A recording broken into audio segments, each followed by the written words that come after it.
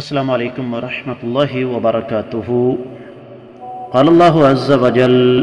بعد اعوذ باللہ السمیع العلیم من الشیطان الرجیم ام یقولون افتراه قل ان افتریته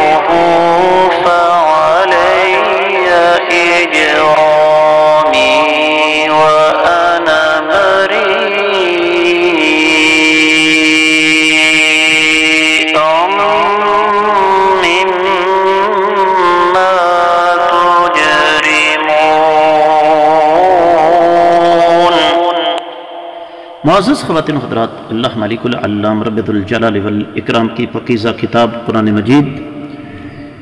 مجید کا یہ 12واں پارہ سورہ مبارکہ کا نام ہود 35ویں، اور اس آیت مبارکہ کا موضوع یہ ہے کہ انبیاء علیہم السلام پر دین گھڑنے کا الزام انتہائی گناؤنی حرکت ہے۔ رب کائنات ارشاد فرماتے ہیں ام یقولون، یا پھر یہ بدبخت کہتے ہیں، افطراہ، کہ نبی نے اس کلام کو، اس دین کو اپنی طرف سے گھڑ لیا ہے۔ قل، آپ فرما دیں، ان افتریتہ، اگر میں نے اسے اپنی طرف سے گھڑا ہے، فعلی، پس میرے اوپر ہے، اجرامی، میرا گناہ، وانا، اور میں بری ہوں، مما، ان تمام چیزوں سے، تجرمون، جو تم سر انجام دے رہے ہو۔ بامحاورہ ترجمہ سماعت فرمائیے گا۔ کیا یہ لوگ کہتے ہیں کہ اس کلام کو نبی نے خود گھڑ لیا ہے؟ آپ فرما دیں کہ اگر میں نے اسے خود گڑھا ہے تو میرا جرم میرے اوپر ہے، اور تمہارے جرائم کے ساتھ میرا کسی قسم کا کوئی تعلق نہیں ہے۔ امام ابن کثیر رحمۃ اللہ علیہ ارشاد فرماتے ہیں کہ دراصل اس آیت مبارکہ سے دو چیزیں ہمارے سامنے آتی ہیں کہ یا تو اس بات کے مخاطب کائنات کے امام صلی اللہ علیہ وسلم ہیں کہ آپ علیہ السلام پر اہل مکہ نے یہ الزام لگایا کہ یہ کلام نبی علیہ السلام نے اپنی طرف سے گھڑا، یا پھر یہ الزام قوم نوح، سیدنا نوح علیہ السلام پر لگاتی رہی، اور یہ الزام کوئی معمولی سا نہیں، انتہائی خوفناک، انتہائی خطرناک الزام ہے۔ تو دونوں صورتوں میں ابن کثیر رحمۃ اللہ علیہ فرماتے ہیں کہ اللہ تعالیٰ نے نبی علیہ السلام یا نوح علیہ السلام کو یہ حکم دیا کہ آپ ان کو جواب دیں کہ بھئی صاف اور سیدھی بات ہے، اگر اس کلام کو میں نے اپنی طرف سے گھڑا ہے تو پھر میں اپنے اللہ سے اس کا بدلہ پاؤں گا، لیکن اس کا مطلب یہ قطعی طور پر نہیں ہے کہ تمہارا جرم جو ہے وہ چھپ جائے گا، تم لوگ اپنے جرائم کی سزا جو ہے وہ نہیں پاؤ گے۔ اے نوح، آپ ان سے یہ کہیے کہ اگر تم اس معاملے میں سچے ہو کہ میں نے اللہ تعالیٰ کا یہ جو پیغام لے کر آیا ہوں میں نے اپنی طرف سے گھڑا ہے، کیونکہ قوم کہہ رہی تھی نا کہ آپ اللہ تعالیٰ کے نبی نہیں ہیں، یعنی اس قوم کو اس بات کی تکلیف تھی، انہوں نے اس بات کی تکذیب کی کہ سیدنا نوح علیہ السلام اللہ کے نبی ہو سکتے ہیں۔ تو رب کائنات نے فرمایا کہ آپ فرما دیں کہ بھئی اگر اس کلام کو میں نے اپنی طرف سے گھڑا ہے تو یہ طے شدہ بات ہے کہ اللہ ملک العلام رب الجلال والاکرام یقینی طور پر مجھ سے اس کا بدلہ لیں گے۔ مفسرین کرام پر اللہ تعالیٰ اپنی رحمتیں فرمائیں، وہ یقینی طور پر ان معاملات کو بہت ہی احسن انداز سے حل کرتے رہے۔ تو میں نے جیسے آپ کی خدمت میں عرض کیا کہ اس کے مخاطب سیدنا نوح علیہ السلام کی قوم ہو یا کائنات کے امام صلی اللہ علیہ وسلم کی تکذیب کرنے والے بدبخت اہل مکہ، اللہ تعالیٰ دونوں صورتوں میں کہتے ہیں قل ان افتریتہ، آپ فرما دیں کہ اگر میں نے اسے اپنی طرف سے گھڑا ہے اللہ کا پیغام یا قرآن، تو اس کا گناہ جو ہے وہ میرے اوپر ہے، یعنی اس کا ذمہ دار میں ہوں۔ قرآن کہتا ہے لا تزر وازرۃ وزر اخری، کوئی کسی کا بوجھ نہیں اٹھائے گا۔ تو اگر میں یہ بات کہہ رہا ہوں تو تم بھی یہ بات سمجھ لو کہ میرا کام تم تک اللہ تعالیٰ کا پیغام پہنچا دینا تھا، لہذا اگر تم اس دین کی دعوت کو قبول نہیں کرتے تو یہ بات اچھی طرح سمجھ لو کہ میرا تمہارے جرائم کے ساتھ کوئی تعلق نہیں، میں نے اپنی ذمہ داری پوری کر دی۔ اللہ تعالیٰ نے بین السطور بالواسطہ ہمیں ایک بات سمجھانے کی کوشش کی ہے،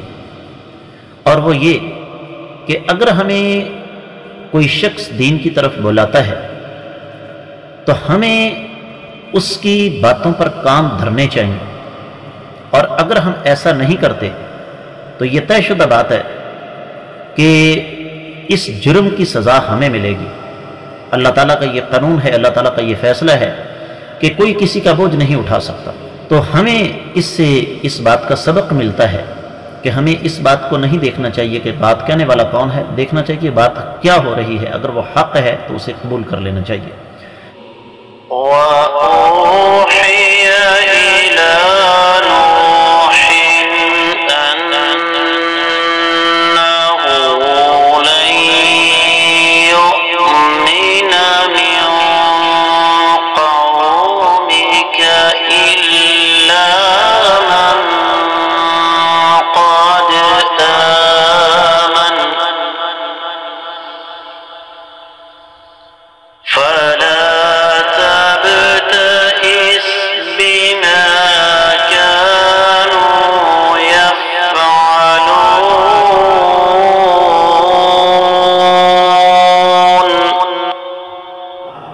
سورہ مبارکہ کا نام ہود، اور اس سورہ مبارکہ کی 36ویں آیت مبارکہ، اور اس آیت مبارکہ کا موضوع یہ ہے کہ قوم کے ساتھ گفتگو کے بعد نوح علیہ السلام کو وحی کے ذریعے اللہ تعالیٰ کی طرف سے آنے والی ہدایات۔ اللہ تعالیٰ فرماتے ہیں وَأُوحِيَ، اور وحی کی گئی الی نوح، سیدنا نوح علیہ السلام کی طرف، انہو، بے شک شان یہ ہے، لن یؤمنا، کہ ہرگز ایمان نہیں لائیں گے، من قومی کا، آپ کی قوم میں سے مزید لوگ، الا، مگر، من قد آمن، جو پہلے ایمان لا چکے ہیں، صرف وہ۔ فلا تبتئس، پس آپ مایوس نہ ہوں، غمگین نہ ہوں، بما کانوا یفعلون، جو یہ کام کر رہے ہیں۔ با محاورہ ترجمہ سنیے گا۔ اور سیدنا نوح علیہ السلام کی طرف یہ وحی فرمائی گئی کہ آپ کی قوم میں سے اب مزید لوگ ایمان نہیں لائیں گے، جو لا چکے ہیں وہی ہیں۔ تو جو یہ کام کر رہے ہیں آپ ان پر غم زدہ، دل گرفتہ، پریشان نہ ہو۔ امام ابن کثیر رحمۃ اللہ علیہ نے اس آیت مبارکہ کی تفسیر بیان کرتے ہوئے ارشاد فرمایا کہ اصل بات یہ ہے کہ اللہ مالک العلام رب الجلال والاکرام نے سیدنا نوح علیہ السلام کو یہ بات کب بیان فرمائی، کب بتائی۔ امام ابن کثیر رحمۃ اللہ علیہ پھر اسی طرح سورہ قمر کی 10ویں آیت مبارکہ لے کر آئے، فدعا ربہ انی مغلوب فانتصر۔ سیدنا نوح علیہ السلام نے اپنے رب کو پکارا کہ میرے اللہ، میں مغلوب ہوں، آپ میری مدد فرمائیے۔ بنیادی بات یہ ہے کہ جب سیدنا نوح علیہ السلام نے اللہ تعالیٰ کے سامنے یہ گریہ زاری کی کہ اے اللہ، میں نے تو آپ کے احکامات کی بجا آوری کرتے ہوئے، آپ کے احکامات کی پابندی کرتے ہوئے اس قوم کو آپ کی راہ کی طرف بلانے میں کوئی دقیقہ فروگزاشت نہیں کیا، لیکن یہ ظالم میری بات مانتے ہی نہیں۔ اور دیگر مفسرین کرام کی آراء کا اگر جائزہ لیا جائے تو بعض مفسرین کرام یہ کہتے ہیں کہ اصل میں یہ آیت مبارکہ نازل ہونے کے بعد نوح علیہ السلام نے اللہ تعالیٰ کے حضور بد دعا کی تھی. الفاظ یہ ہیں لم يدع نوح على قومه حتى نزلت هذه الآية وانقطع رجاؤه في إيمانهم فدعا عليهم بعد أن أعلمه الله أنه لم يبقى في أصلاب الرجال ولا أرحام النساء مؤمن. بڑے قیمتی الفاظ ہیں، میں ایک تفسیر کی کتاب سے آپ کے سامنے رکھ رہا ہوں کہ نوح علیہ السلام نے اپنی قوم کے بارے میں یہ بد دعا اس وقت کی جب اللہ نے یہ آیت مبارکہ نازل فرما دی، اور سیدنا نوح علیہ السلام اپنی قوم کے بارے میں نا امید مایوس ہو گئے کہ یہ ایمان اب نہیں لا سکتے.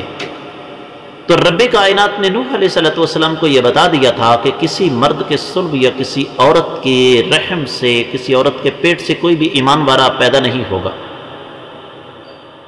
اس لیے کہ 950 سال معزز خواتین حضرات ایک وقت ہوتا ہے. اور پھر جب بھی نوح علیہ السلام ان کو اللہ تعالیٰ کے راستے کی طرف بلاتے تو یہ ظالم اپنی انگلیاں اپنے کانوں میں دے لیتے. اور سورۃ القمر کے الفاظ ہیں فَكَذَّبُوا عَبْدَنَا وَقَالُوا مَجْنُونٌ وَازْدُجِرَ. یہ ظالم کہنے لگے، جھٹلایا بھی اور کہنے لگے یہ پاگل ہے، بے وقوف آدمی ہے. یہاں تک کہ قوم کی تمرد اور سرکشی یہاں پہنچ گئی اس حد تک کہ وہ کہنے لگے کب نوح کو موت آئے گی اور ہماری جان چھوٹے گی. تو یہ 950 سال کی نصیحت کا نتیجہ صرف چند لوگ نوح علیہ السلام کے ساتھ ملے. اہل علم یہ فرماتے ہیں کہ بغیر کسی صحیح ذریعے کے، بغیر کسی مستند ذریعے کے، بعض اہل علم نے اس بات کا ہمارے سامنے جزم کرتے ہوئے ہمیں بتایا ہے کہ سیدنا نوح علیہ السلام کے ساتھ کتنے لوگ لگے تھے. بعد نے کہا کہ یہ 72 لوگ تھے، مرد اور خواتین ملا کے. تو اصل بات یہ ہے کہ اللہ ملک العلام رب الجلال والاکرام کی یہ سنت ہے، اللہ تعالیٰ کا یہ طریقہ ہے کہ رب کائنات کسی بھی قوم پر عذاب نازل کرنے سے قبل ان کو ایک خاص حد تک مہلت دیتے ہیں.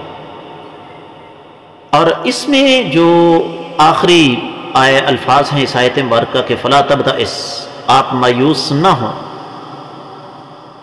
سیدنا عبداللہ بن عباس رضی اللہ تعالیٰ عنہ فرماتے ہیں، یہ تفسیر الخازن میں لکھا ہوا ہے کہ نوح علیہ السلام کی جو قوم ہے نا، وہ صرف یہ نہیں ہے کہ دعوت سے انکاری تھی،